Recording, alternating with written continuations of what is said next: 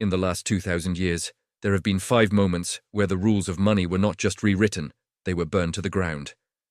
Ancient Rome in 33 AD, medieval Europe in 1347, revolutionary France in 1789, Weimar Germany in 1923, post-war Europe in 1953, 5 civilizations, 5 different excuses: plague, revolution, reparations, war, recovery. But underneath all the stories, the same thing happened every time. The debt was wiped out, and ordinary people's savings went with it. That's the part history class never really tells you. They talk about emperors, kings, revolutions, and treaties. They don't talk about the shopkeeper whose savings turned to dust, the family whose land was swallowed by hyperinflation, the worker whose pension bought less bread every week until it bought nothing at all. Now look at where you're standing in 2025. Global debt is roughly 3 times bigger than the world's entire yearly economic output. The United States alone sits on about $36 trillion of federal debt, plus trillions more in mortgages, car loans, student loans, credit cards, and corporate IOUs layered on top. Every paycheck you earn, every rent increase you're forced to swallow, every jump in your grocery bill, every small interest rate hike on your credit card. All of it is happening inside a system that, if you strip away the jargon, is already past the point where the math works. And here's the strange part. Every time this has happened before, leaders stood in front of the public and promised the same thing. We will grow our way out, we will manage the debt, we will honor every obligation. Every time they were wrong. Not because they were all evil, because the numbers were bigger than the politics. The pattern that crushed Rome's elite, bankrupted medieval kings, blew up France's monarchy, vaporized Weimar savings, and forced Europe into a post-war reset, is the same pattern we're walking through right now. It isn't prophecy. It isn't conspiracy. It is a 6-stage sequence that shows up whenever debt grows faster than the real world underneath it. Stage by stage, step by step, until something breaks. You can feel pieces of it in your own life already. You work harder than your parents did, but the house that cost them 3 times their income now costs you 7 or 8. You watch your retirement account swing wildly, while the official inflation number tells you everything is under control, even as your cart at the supermarket says otherwise. You see record corporate profits and an all-time high stock market. In the same year, your raise barely keeps up with the price of rent. It feels like someone is winning. You're just not sure it's you. And deep down, a question is forming that no one on television wants to answer directly. If the system really is this overextended, if the debt really is this big, what actually happens to your savings, your debts, your home, your future, when the bill finally comes due? Here's where the paradox kicks in. On the surface, the modern financial system looks more sophisticated than anything Rome or Weimar Germany could have imagined. We have central banks, complex models, global coordination, PhDs at every control panel. We tell ourselves that kind of collapse can't happen here, not with all this technology. But underneath the screens and jargon, the same old promises are piling up. Governments promising future taxpayers will cover today's deficits. Corporations promising future cash flows will cover today's borrowing. Households promising future income will cover today's mortgages, car payments, student loans, and revolving credit. More promises than real production, more claims than actual wealth. And buried in the fine print is the same brutal rule that ended every previous cycle. When the promises outgrow the ability to keep them, they do not get gently renegotiated forever. They get erased. Sometimes through hyperinflation that quietly murders the value of the currency. Sometimes through a debt jubilee that openly cancels what's owed. Sometimes through war and chaos so violent that ledgers simply stop mattering. Each time the people who thought they were safe because they played by the rules learned too late that the rules were what was being reset. So where does that leave you? Maybe you've done everything they told you to do. You saved in cash. You trusted government bonds. You put money into retirement accounts tied to a market you don't fully understand. You made your payments, signed your contracts, believed the story that if you're responsible, the system will take care of you. But what if the system itself is what's headed for a reset? What if the real question isn't, will the debt be repaid? What if the real question is, Who gets sacrificed to make the numbers add up? Because here's the uncomfortable truth, history keeps repeating. When the math breaks, the system does not ask politely.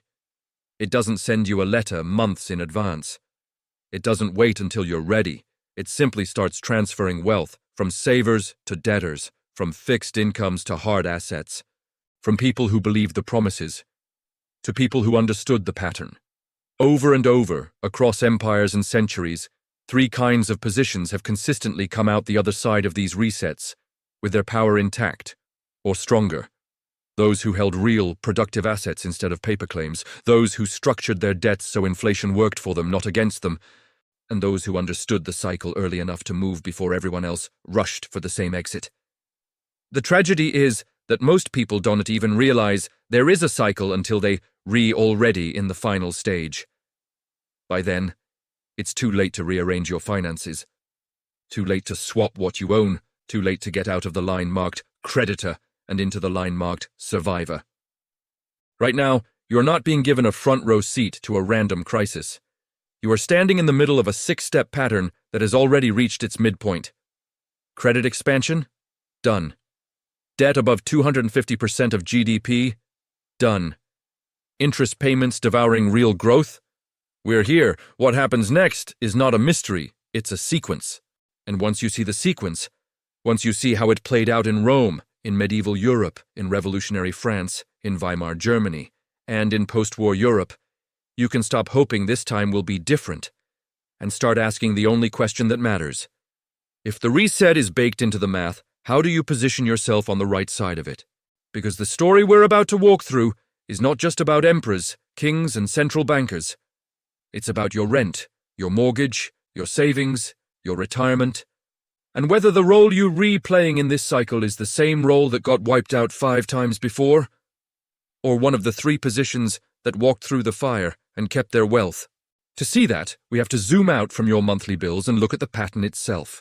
The 6 stages of debt annihilation that turn comfortable, manageable borrowing into a force of gravity. No government, no central bank, and no election can escape. And once you see those 6 stages clearly, you will never look at your cash, your debt, or your assets the same way again. Debt is not just money you owe. It's a promise about the future. A claim on tomorrow's work, tomorrow's productivity, tomorrow's taxes, tomorrow's income. And every debt crisis in history, every single one, begins when those promises grow faster than the real-world ability to keep them. That's why the heart of this entire story is a 6-stage pattern that repeats with eerie precision. Different empires, different centuries, different technologies, same math, same outcome.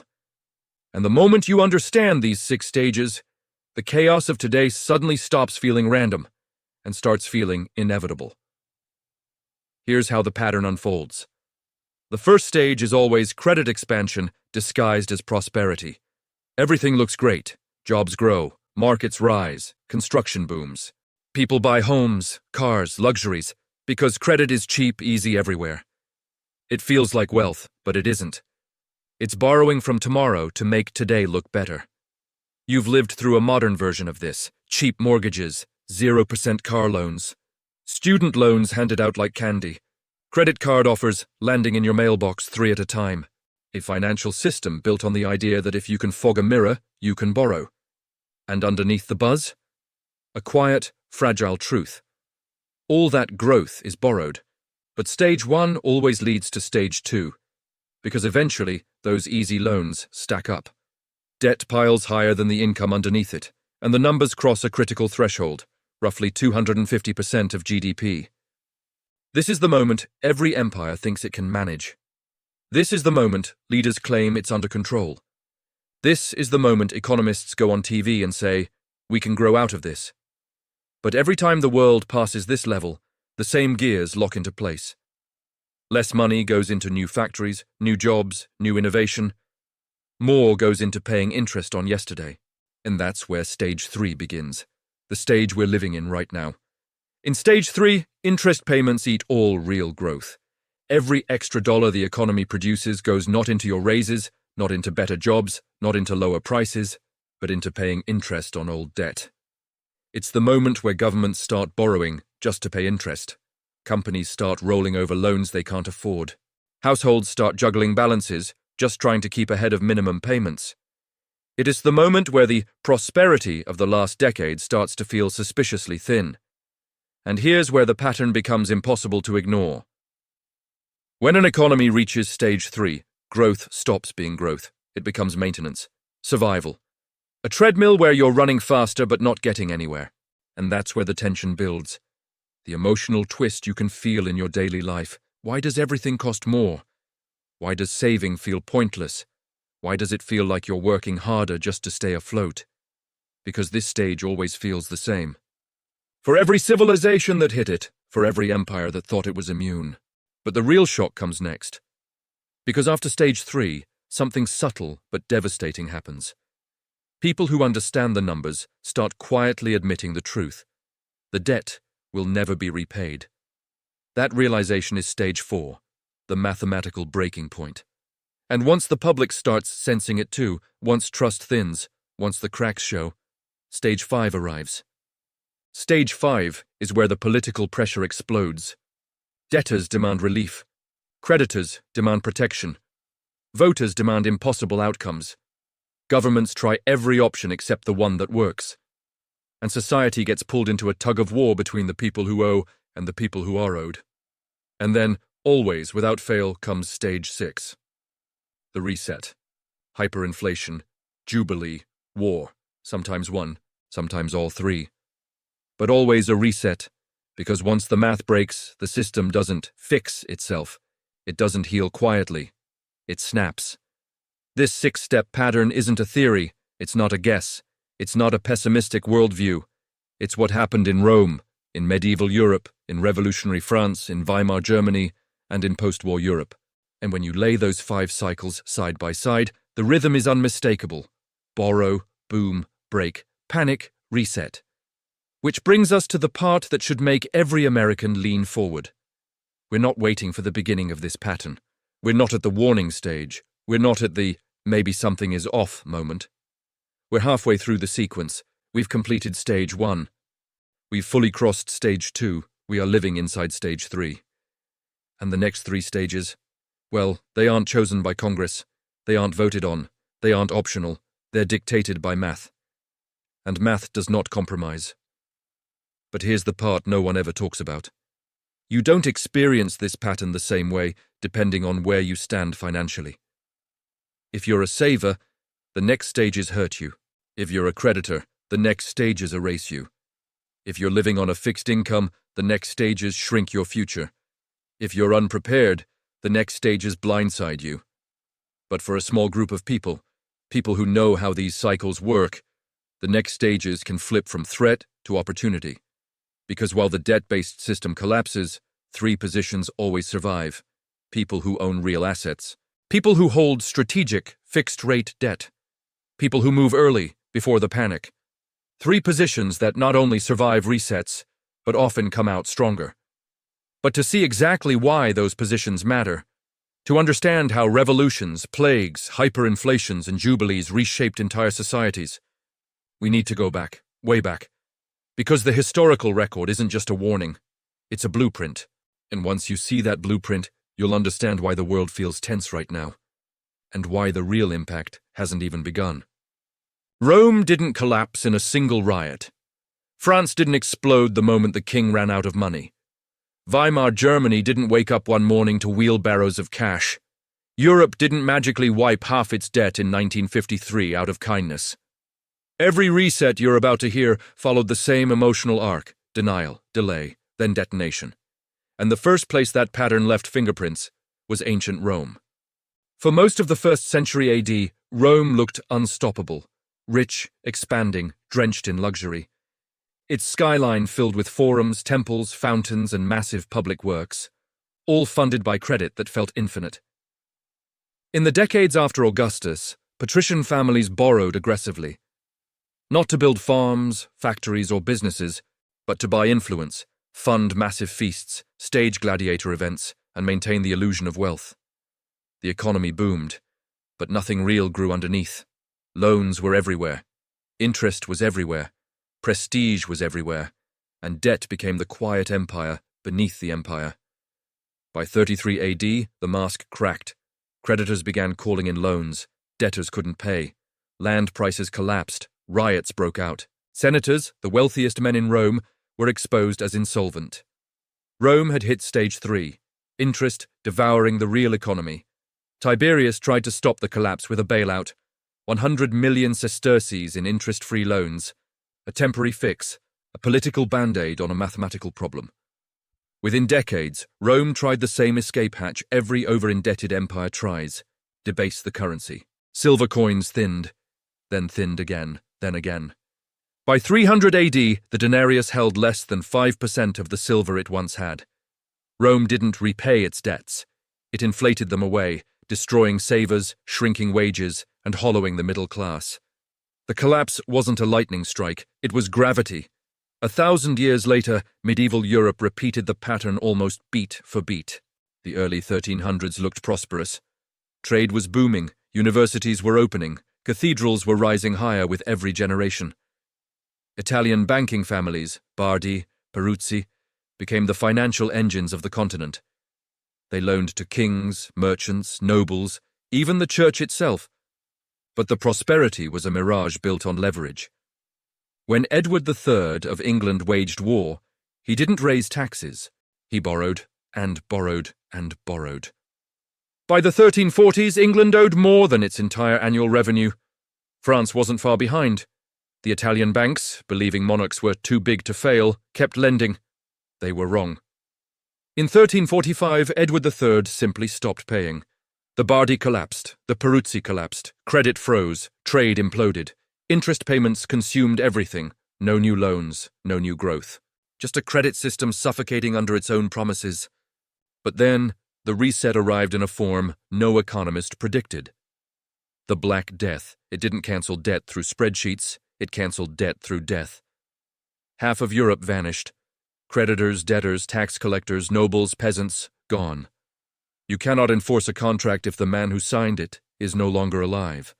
You cannot collect interest from a village that no longer exists. The debt reset itself through chaos. Europe didn't reform the system collapsed because there were not enough people left to stand it back up. Revolutionary France offers a more modern version of the same cycle, a cycle you can almost map directly onto the United States today. By the late 1700s, France's debts consumed 60% of government revenue. Interest on previous loans could only be paid with new loans. A financial Ponzi scheme wrapped in powdered wigs and royal ceremonies. The nobility feasted. Versailles glittered. Paris danced. Underneath the fireworks, the math was already broken. When revolution broke out, the new government tried to solve the debt crisis with a brilliant innovation. Create a new currency, assignats, backed by seized church land. At first it worked. Debts were paid in paper, not gold. The economy breathed again, but the government printed more, and more, and more. By 1794, the assignat had lost 99% of its value. The paper that claimed to be wealth became trash. Savers were wiped out. The middle class was vaporized. The debt disappeared. But so did purchasing power. Hyperinflation did what politics could not. Then came Weimar Germany, perhaps the purest, fastest execution of the pattern in human history. After World War I, Germany owed more in reparations than its entire economy produced. Mathematically impossible, so the government borrowed from the Reichsbank. Printed money to make payments. Borrowed more. Printed more, until the cycle snapped. By late 1923, a dollar was worth 4.2 trillion marks. People were paid twice per day because their salaries lost half their value between lunch and dinner. Savers lost everything. The professional middle class was destroyed. But the debts? Gone. Germany introduced a new currency, swept away the old obligations, started over. The reset wasn't elegant, it wasn't fair, it wasn't orderly, but it was final. The last example, post-war Europe, proves the reset doesn't always come through fire. Sometimes, it comes through negotiation. In 1953, the London Debt Agreement wiped out half of Germany's debt. The rest was restructured based on ability to pay. Creditors accepted losses. Germany restarted with a clean financial slate. It was a jubilee dressed as diplomacy, and it worked. But even here, the pattern was the same. Debt too big, math breaks, society destabilizes, reset. When you line these 5 stories up like dominoes, the sequence becomes painfully clear. Borrowing creates prosperity's illusion. Debt rises faster than output. Interest consumes growth. Math breaks before society does. Political pressure explodes. And then something, hyperinflation, jubilee, war, or catastrophe, erases the debt. Not by choice, by necessity. And when you compare these cycles to where America stands today, the déjà vu becomes impossible to ignore. Every major collapse in history begins as a whisper before it becomes a siren. And if you listen closely to the American economy right now, the echoes are unmistakable. Because the United States is not entering the pattern. It's not approaching the pattern. It is already deep inside it. The stages we just traced through Rome, medieval Europe, revolutionary France, Weimar Germany, and post-war Europe are not ancient curiosities. They are mile markers. And America has already passed the 3rd one at full speed. Look at stage 1. Credit expansion disguised as prosperity. From the 1980s onward, America mastered this stage. Cheap mortgages, exploding credit limits, student loans that ballooned into a trillion-dollar trap, auto loans stretched from 36 months to 84. A whole generation was handed a lifestyle financed with debt and told it was growth. Homes felt affordable until the payments hit. College felt like an investment until the bills arrived. Cars felt like freedom until the interest piled up. Everything looked rich because everything was borrowed. Check. Stage 1 completed. Then stage 2. Debt exceeding the productive capacity of the nation. By 2008, total debt crossed the 250% threshold that historically marks the point of no return. Instead of deleveraging, America did the opposite. The country doubled down. Federal debt soared. Household debt climbed again. Corporate debt exploded. Financial sector leverage stretched beyond anything seen outside of crises. By 2020, total U.S. debt topped 320% of GDP. Global debt hit 350%. And then came the pandemic, a once-in-a-century event that detonated trillions more in emergency borrowing. Check. Stage 2 completed, twice over, then stage 3, interest payments consuming all new growth. This is where the story stops being economic and starts being personal. The United States now spends nearly $1 trillion a year, soon more, just on interest. That's more than defense, more than Medicare, more than most federal programs combined. Meanwhile, your raise barely keeps up. Your rent, up double digits. Your groceries, up again. Your 401k, rising and falling like it's strapped to a roller coaster. You can feel stage 3 in your paycheck, your bills, your taxes, your stress levels. Because stage 3 always feels the same. You work harder. You earn more. You keep less. Growth becomes an illusion because the economy produces just enough to feed the debt it created. And when a nation reaches this point, the next stage is no longer economic, it's psychological.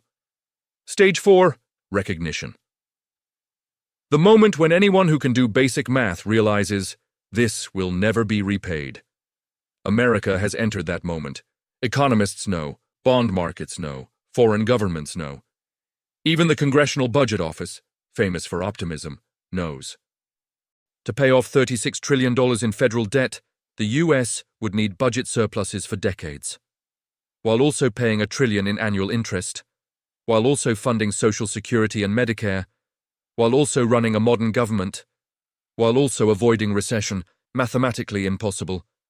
And here's where stage 4 becomes visible to everyday people, when voters left and right demand opposite miracles, when politicians promise spending with no plan to pay for it, when half the population screams for debt forgiveness and the other half screams for protection from inflation, when people start doubting not just politicians, but the money itself.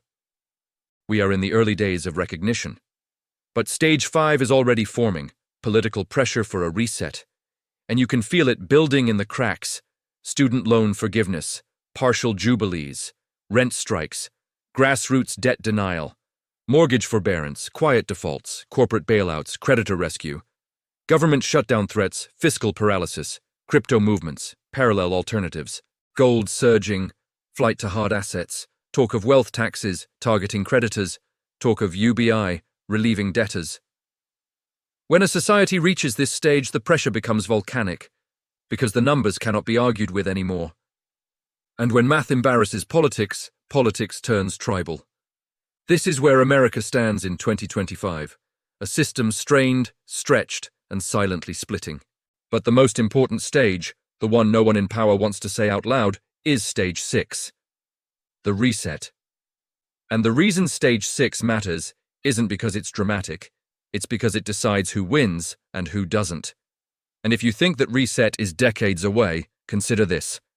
Stage 3 began in 2020. Every historical cycle reached Stage 6 within 3 to 7 years after hitting Stage 3. Rome, France, Weimar, in 1953, Europe. Every single one. That gives a window between 2023 and 2027, right where we are standing. And here's the part that brings everything home. When Stage 6 arrives, savers lose. People on fixed incomes lose. Bondholders lose. Cash holders lose. Creditors lose.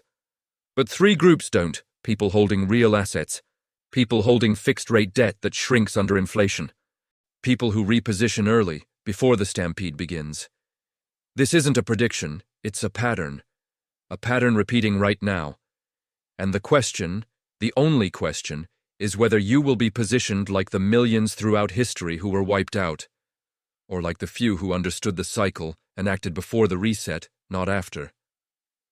Because the reset is no longer theoretical. It's no longer abstract. It's no longer far away. It's unfolding, slowly then suddenly. When the reset comes, it never feels like a single moment. It feels like a drift at first. A little more expensive here. A little harder to save there. A few more people falling behind. A few more headlines explaining away what you can feel in your bones. But slowly, silently, the ground shifts under your feet. Until one day the old rules no longer apply. And this is where the story turns personal. Because Stage 6 is not just a macroeconomic event. It is a sorting mechanism. It decides who loses wealth, who keeps wealth, and who gains wealth through the chaos. History is brutally consistent about this. When a debt reset hits, three specific financial positions survive, and often come out stronger, while every other position is thrown into the fire. In 1.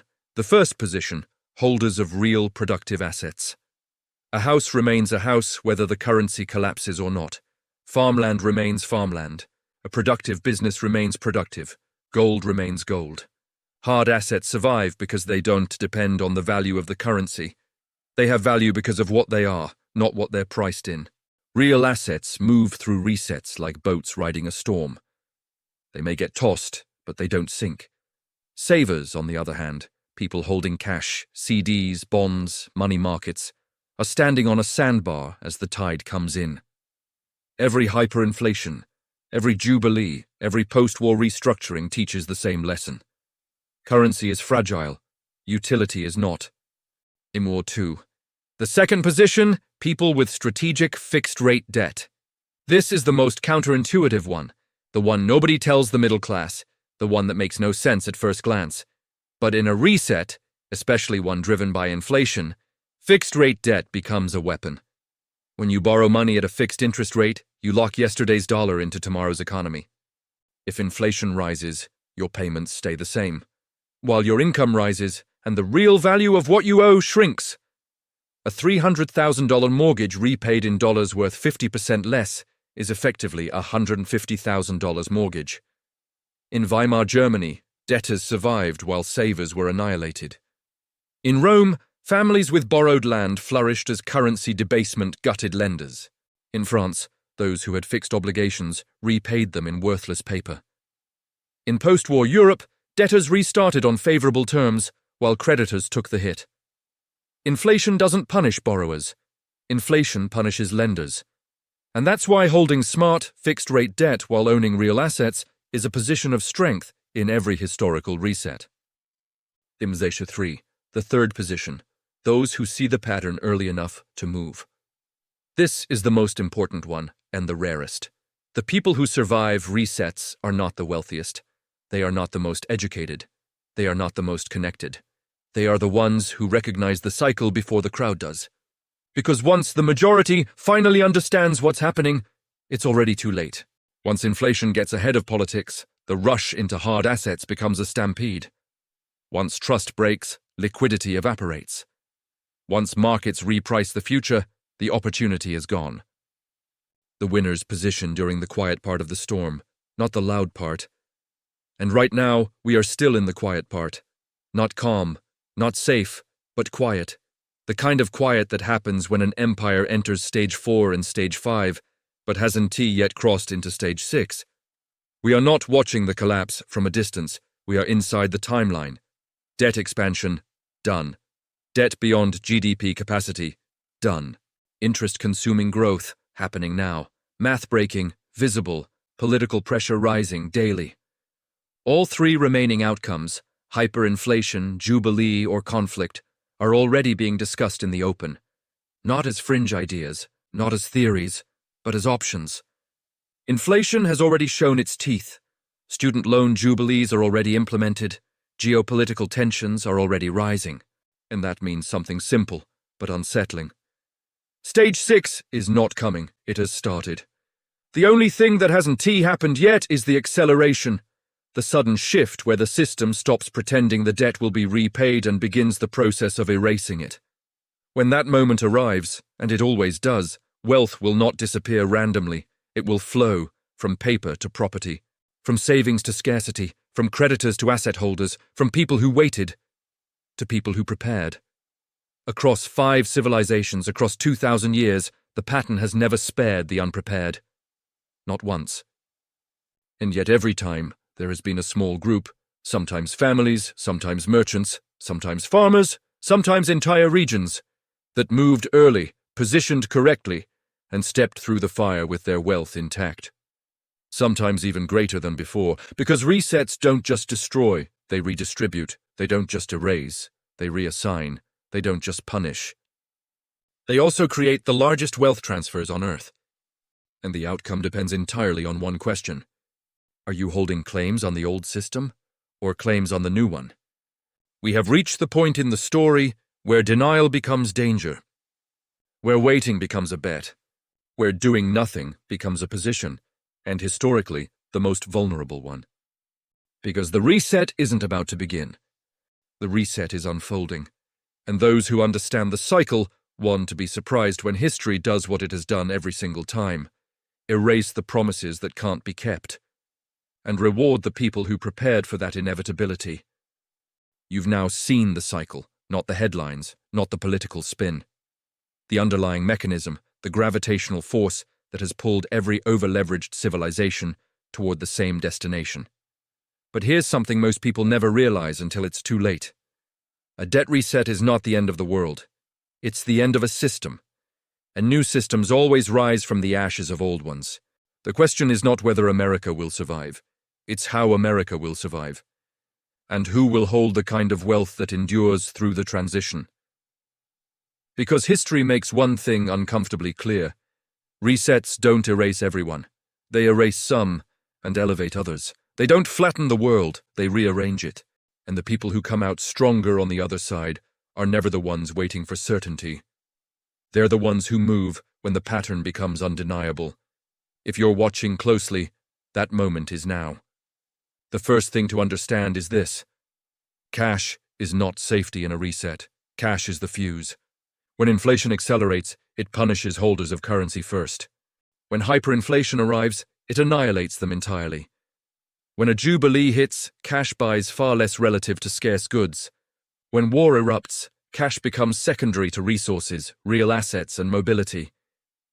In every scenario, cash loses purchasing power fastest. It doesn't matter whether you saved it responsibly. It doesn't matter whether you trusted the system. Money, in a fragile currency, becomes a melting ice cube. A $100,000 savings account becomes $80,000, then $60,000, then $40,000 in real buying power, even if the statement never changes. This is why savers have historically been the biggest victims of resets. Not because they did something wrong, but because they held value in the one place value cannot survive a collapse. Promises. A currency is just a collective promise. When that promise breaks, nothing denominated in it stands firm. The second thing to understand: debt, when structured correctly, is not danger. It's leverage against inflation. When you borrow at a fixed rate, you freeze the value of the debt in today's dollars. If tomorrow's dollars are worth less, you win.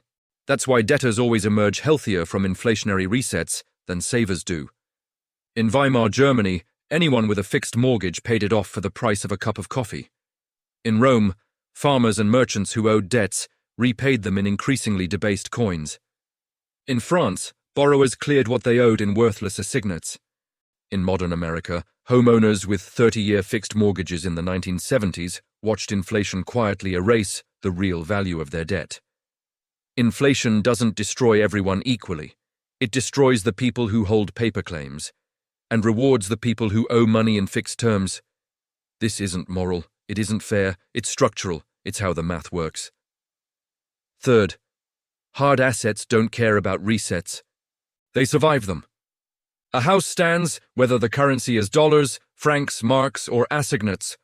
A farm produces whether the government defaults or not. A business that makes useful things keeps making them.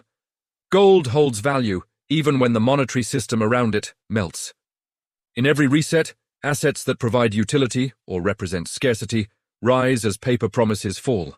That's why wealth flows toward them during every crisis, not after the collapse, before it.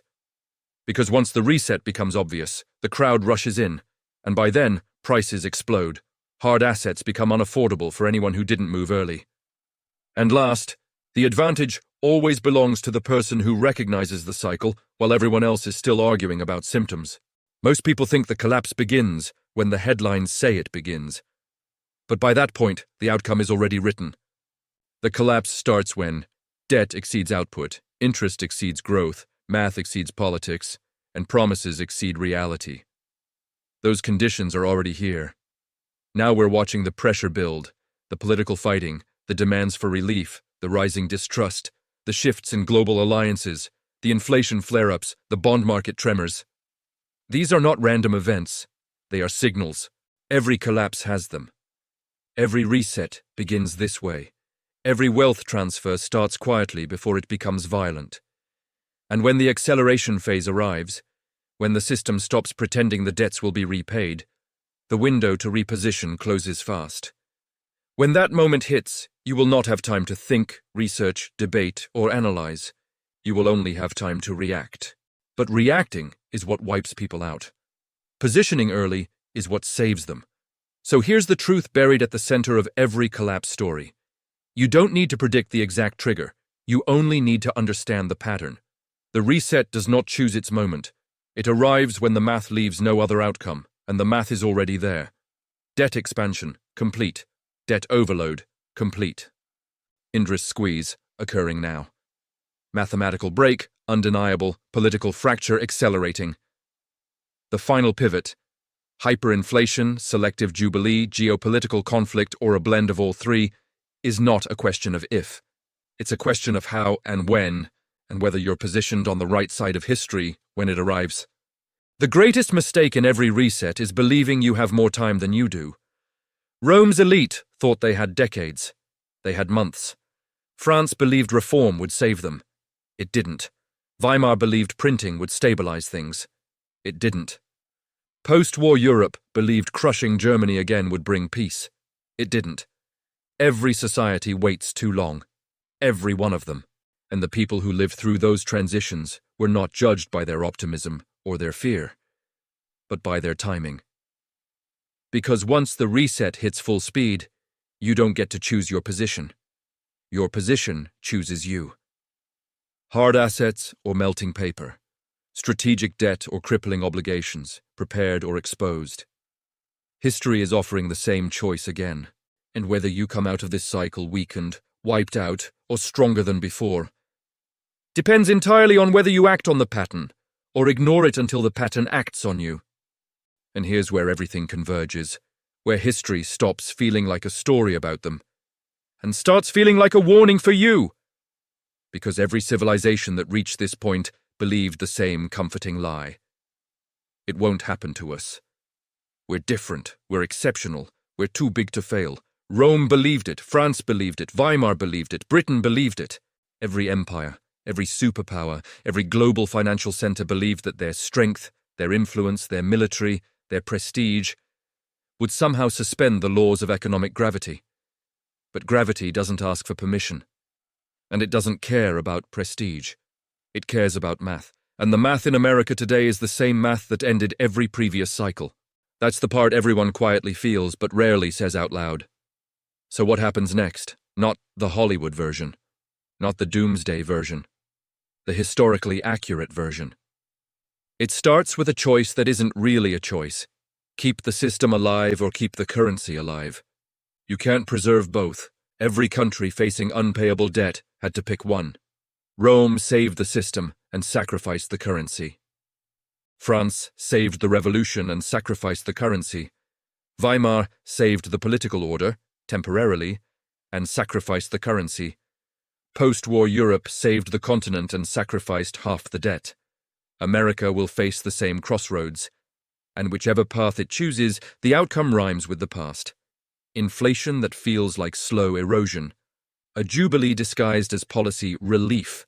Selective default hidden behind technical language. A restructuring masked as reform, a new monetary framework emerging from the rubble.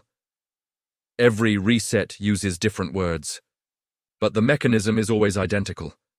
A system drowning in promises cannot repay those promises, so it destroys them.